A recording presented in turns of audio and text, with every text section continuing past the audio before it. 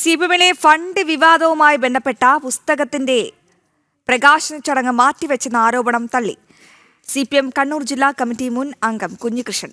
ചടങ്ങിൽ ഒരു മാറ്റവും വരുത്തിയിട്ടില്ല എന്നാണ് പ്രതികരണം. ഫണ്ട് തട്ടിപ്പുമായി ബന്ധപ്പെട്ട പുസ്തക പ്രകാശന ചടങ്ങിൽ കൂടുതൽ ചോദ്യങ്ങൾ ഉന്നയിക്കും. ഒപ്പം 5 വർഷമായി പാർട്ടിക്കകത്ത് ചർച്ച ചെയ്തിട്ടും ഇതുവരെ ഒന്നും ബോധ്യപ്പെട്ടിട്ടില്ല എന്നും കുഞ്ഞികൃഷ്ണൻ പയ്യന്നൂരിൽ പറഞ്ഞു.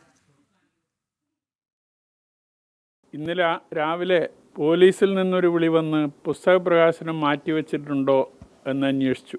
ഞാൻ പറഞ്ഞു അങ്ങനെ മാറ്റിവെച്ചിട്ടില്ല, അതാ നിശ്ചയിച്ച രീതിയിൽ തന്നെ നടക്കും. അപ്പോൾ അങ്ങനെ ഒരു പ്രചരണം നടക്കുന്നുണ്ട് എന്ന നിലയിൽ എൻ്റെ ശ്രദ്ധയിൽപ്പെടുത്തി. ഉച്ചക്ക് ഒരു മാധ്യമ സുഹൃത്ത് വിളിച്ച് ഇതേ ചോദ്യം വീണ്ടും ആവർത്തിച്ചു, ഇങ്ങനെ മാറ്റിവെച്ചിട്ടുണ്ടോ? ഞാൻ പറഞ്ഞില്ലല്ലോ, എങ്ങനെ വിവരം കിട്ടി?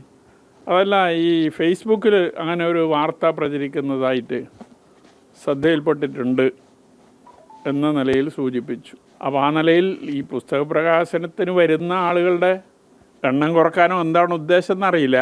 ഏതായാലും അങ്ങനെ ഒരു പ്രചരണം നടക്കുന്നതായി ഈ 2 തരത്തിലും വിവരം ലഭിച്ചിട്ടുണ്ട്. അപ്പോൾ പുസ്തക പ്രകാശന ചടങ്ങിൽ ഒരു മാറ്റവുമില്ല.